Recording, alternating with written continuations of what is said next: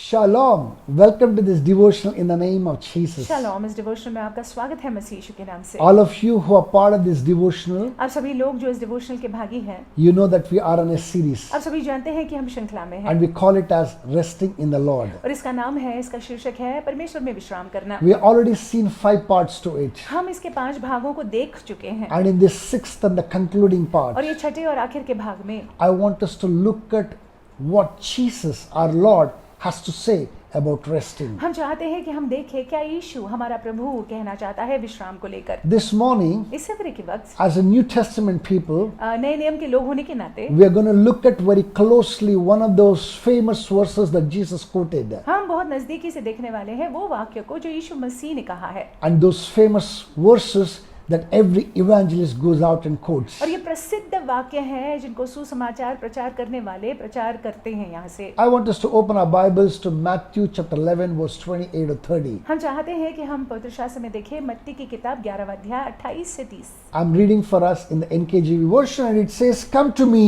all who labor and are heavy laden, and I will give you rest." Verse 29, "Take my yoke upon you and learn from me, for I am gentle and lowly in heart, and you will find rest for your souls." Verse 30, "For my yoke is easy and my burden is light." हे सब परिश्रम करने वालों और बोझ से दबे लोगों, मेरे पास आओ, मैं तुम्हें विश्राम दूंगा।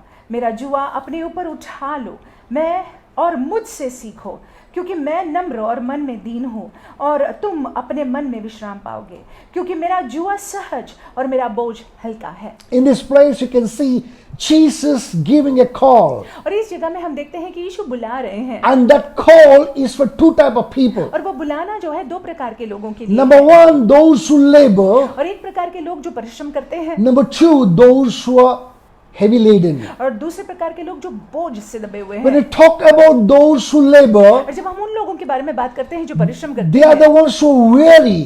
वे लोग जो थके हुए हैं, They are the ones who are tired and exhausted. वे लोग जो बिल्कुल पूरी रीति से थके मांदे हैं। I do not know how many of you were weary and exhausted when you accepted Jesus Christ. हम नहीं जानते हैं कितने लोग जो है थके हुए थे और बिल्कुल ही हारे हुए थे जब आपने यीशु मसीह को स्वीकारा प्रभु होने के नाते। Many of us think हमें से बहुत लोग सोचते हैं that it is because that some kind of illness that brought us to the Lord, और हम ऐसा सोचते हैं किसी बीमारी की वजह से हम यीशु के पास आए हैं, or certain miracle that we needed, that is why that's how that the Lord gave us that miracle, and that's how we are in the Lord. और ये भी हो सकता है कि हम चाहते थे कि कुछ आश्चर्यजनक काम हमारे जीवन में हो और परमेश्वर ने उस काम को कर दिया और इसीलिए हम प्रभु में हैं। No brothers, it is not like that. नहीं भाई, ऐसा नहीं है। As Zacchaeus, who was the chief tax collector, और ज़ाकियस जो कर लेने वाला था, he मुखिया था, had the money, उसके पास पैसा था, he had a good health, उसके पास अच्छा स्वास्थ्य था, he had no problem, कोई समस्या he नहीं had थी all the power that was needed. और बिल्कुल सामर्थ्यशील भी था वो, He was a very powerful man of the city. और उस शहर में बहुत ही सामर्थ्यशील व्यक्ति वो था। Still that he was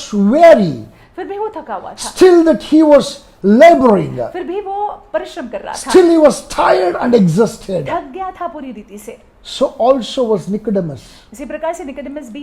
If you look at the life of Nicodemus, अगर आप निकोदेमस के जीवन को he देखते was a हैं, religious leader, वो धर्म का पालन a करने वाला Sanhedrin member. अगुवा था, सेनाहद्रिन का वो एक He सदस्य did था। not lack for anything in life. जीवन में कोई कमी घटी नहीं थी, In spite of having everything, सब कुछ होने के बावजूद, they both suffered a spiritual lack. और दोनों ही के जीवन में एक आत्मिक कमतरता They थी। both suffered a shortcoming in the spiritual life. आत्मिक जीवन में जो है उनकी कमतरता थी, तंगी थी। They knew where they were heading to was not the right place. वे जानते थे कि जिस दिशा वो जा रहे हैं वो सही जगह नहीं They है, knew that there is certain shortcoming that is evading them to get to heaven. और वो जानते थे कहीं ना कहीं कुछ खामी है, कुछ कमी है और स्वर्ग नहीं जा पा रहे हैं या That is जाएंगे। why the moment they heard about Jesus Christ, इसीलिए जिस पल उन्होंने यीशु मसीह के बारे में सुना and most importantly his message, और उनके संदेश को सुना, they responded back. उन्होंने प्रतिक्रिया की। They were tired. वे थके हुए थे, They were laboring in this वो world. इस दुनिया में परिश्रम कर रहे थे। Though they were laboring, they had no hope. वो परिश्रम तो कर रहे थे लेकिन कोई आशा आशा नहीं था They उनके were जीवन में। void of hope. उनके जीवन में कोई आशा नहीं थी। That is how they confessed Jesus Christ as Lord and Savior. और इसीलिए हम देखते हैं कि उन्होंने यीशु मसीह को प्रभु और उद्धारकर्ता होने के नाते The- कबूल किया। These days that you must have heard the story of many successful people. और इन दिनों में आपने बहुत सारे सफल व्यक्तियों की कहानी को सुना होगा। Recently, a young actor committed और suicide. हाल ही में हमने सुना है कि एक युवक अभिनेता ने आत्महत्या की। He had the health, स्वास्थ्य था, he had the money, पैसा था, he had the fame, प्रसिद्ध भी था, but his shortcoming was in the spiritual. लेकिन आत्मिक में कमतरता थी He could not take it. और वो झेल नहीं पाया। He was weary, he was laboring, he was exhausted and tired. वो थका हुआ था, वो परिश्रम कर रहा था और वो बिल्कुल ही थका हुआ था He did not know where to go to. और उसको समझ नहीं आ रहा था कि कहाँ किस दिशा जाना है। He thought that ending life is a better option. उसने ऐसा सोचा कि अब यही एक रह गया है अपने जीवन को खत्म करना। My brothers and my मेरे sisters, भाई मेरी बहनों, those who know Jesus Christ, वे लोग जो यीशु मसीह को जानते हैं they no more labor, वे परिश्रम नहीं करते हैं, they no more weary, वे थकते नहीं हैं, they no more are tired and way exhausted. पूरी रीति से जो है हार नहीं मानते हैं। I pray that every exhaustion in you be removed in the name of Jesus Amen। मेरी Christ. प्रार्थना ये है कि आपसे हर एक थकावट निकल जाए मसीह यीशु के नाम से। Number 2, दूसरी बात, he said that heavy laden. वो कह रहे हैं बोझ से दबे हुए That लोगों। means somebody upon whom a burden is placed. इसका मतलब है ऐसा कोई जिसके ऊपर बोझ लादा गया हो। This is the second type of people who would quickly respond to the call of Jesus ये Christ. दूसरे प्रकार के लोग हैं जो यीशु मसीह की बुलाहट को सुनते हैं। It's quite possible this particular category people are suffering in one or the other thing. ये हो सकता है कि ऐसे प्रकार के लोग जो हैं वो भी कष्टित है।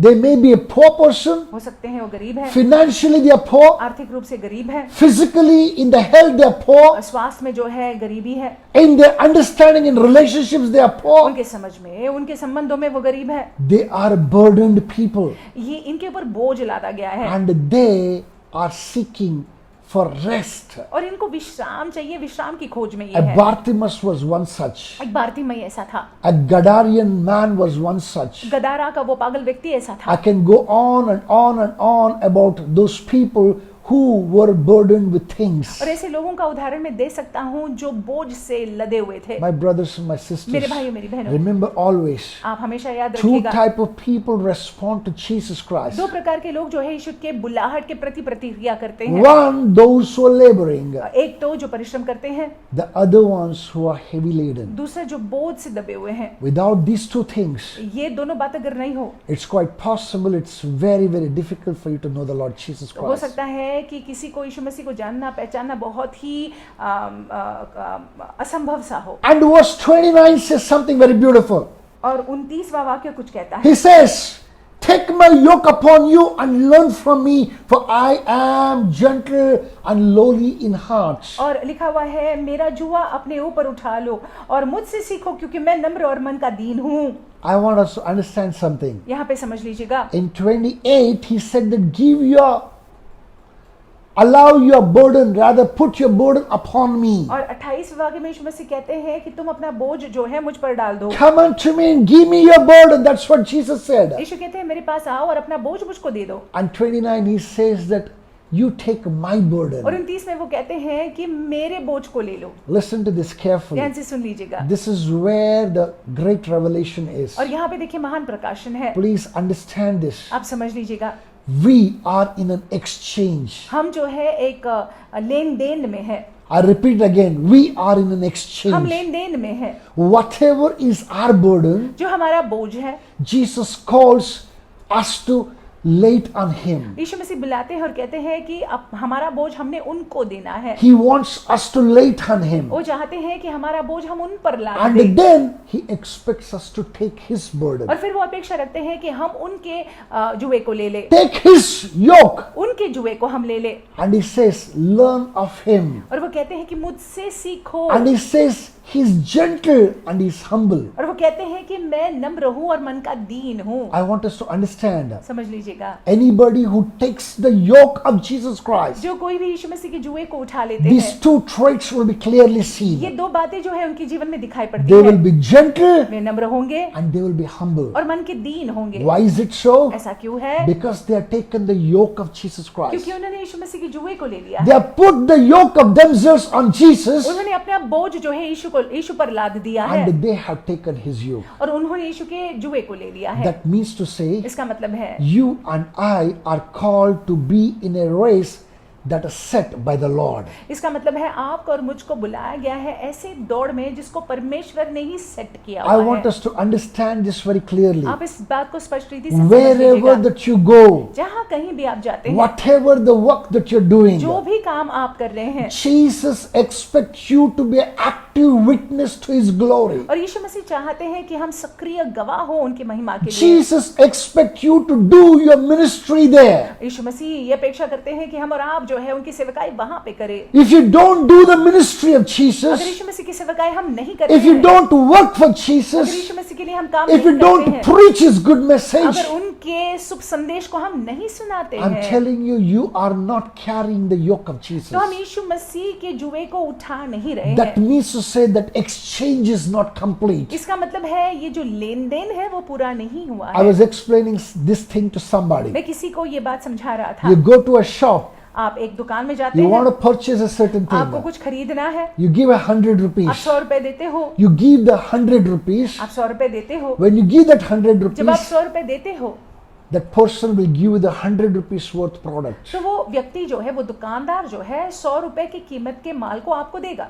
For you to receive that 100 rupees worth product, you have to first give and then take. अगर आप चाहते हैं कि 100 रुपए का आप जो चीज़ आपको चाहिए वो आप ले ले या फिर आप उसको खरीद ले, तो ज़रूरी है कि आपको वो 100 रुपए दुकानदार को देना है। Praise God. Similarly, you have to give something to Jesus and you have to take something from him. और इसी प्रकार से देखिए, आपको जो है अपना बोझ यीशु को देना है और उनका जुआ उठा लेना है। When you do that, जब ऐसा करते हैं, your soul will begin to experience rest. और देखिए आपके प्राण में आपको विश्राम मिलेगा। And then finally, and verse 30, he very beautifully comforts us. और तीसरे वाक्य में बहुत ही सुंदर रीति से प्रभु हमको सांत्वना He देते हैं says, my yoke is easy और वो कहते हैं कि मेरा जुआ सहज है and my burden is और light. मेरा बोझ हल्का है। My brothers and my मेरे sisters, भाई मेरी बहनों, listen to this ध्यान carefully. से सुन लीजिएगा। The Lord has put his spirit in you.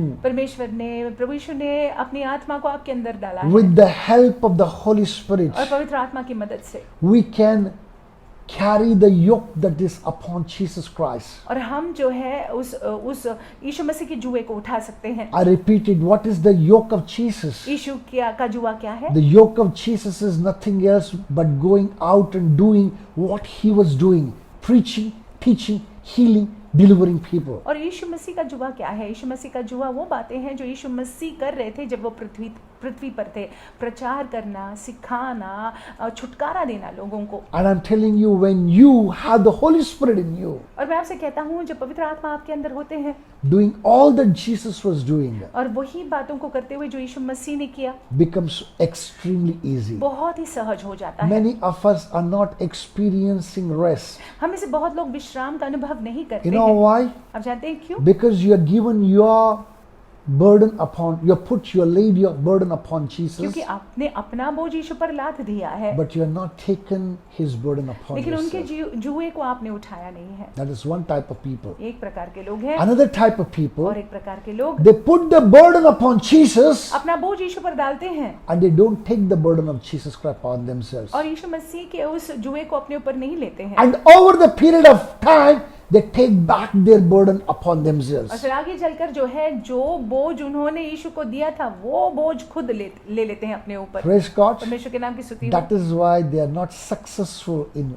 experiencing rest in Him. इसीलिए जो है उनको सफलता नहीं मिलती है, उनमें विश्राम वो नहीं कर पाते You हैं। have to give and you have to take. आपको देना होता है और लेना होता है। When you give and take, जब लेन देन होता है that is when the perfect rest you will experience in the name of Jesus तब Christ. जाकर वो सिद्ध विश्राम का अनुभव हम करेंगे यीशु मसीह के नाम से। Today, this morning, आज इस सवेरे की I वक्त want us to go with this thought in your heart and in your mind. हम चाहते हैं इन विचारों को अपने हृदय में और अपने मन में रखते हुए आप जाएं। Mind you are in the weekend. आप वीकेंड में हैं And in this weekend, I want you to spend that extra hour with the Lord Jesus. और इस वीकेंड में हम चाहते हैं कि मसीह यीशु के साथ आप और ज्यादा समय को बिताएं। Listen, entire 24 hours you are supposed to be with Jesus. और देखिए 24 घंटे आपको यीशु के साथ रहना है, But in this weekend, I want you to spend one more extra hour being on the knees. और लेकिन ये वीकेंड में सप्ताह के आखिर के ये दिनों में हम चाहते हैं कि आप घुटनों पर ज्यादा समय रहे You know, and spend that time in reflecting all that what we said. और जो हमने कहा है उन सारी बातों पर मनन करते हुए, ध्यान देते हुए आप समय बिताएं। As you do that, जैसे हम ऐसा करते हैं the Lord will minister to you. परमेश्वर हमारी सेवकाई He will करेंगे show you how to carry his yoke. और परमेश्वर हमको बताएंगे, यीशु हमको बताएंगे कि उनके जुए को हम कैसे लेकर चल सकते He हैं will teach you how to experience rest. और वो हमको सिखाएंगे कि हम विश्राम का अनुभव कैसे करें। God bless you. परमेश्वर आपको आशीषित You रखे, have a fabulous weekend. आपका वीकेंड बहुत ही आशीषमय जाए।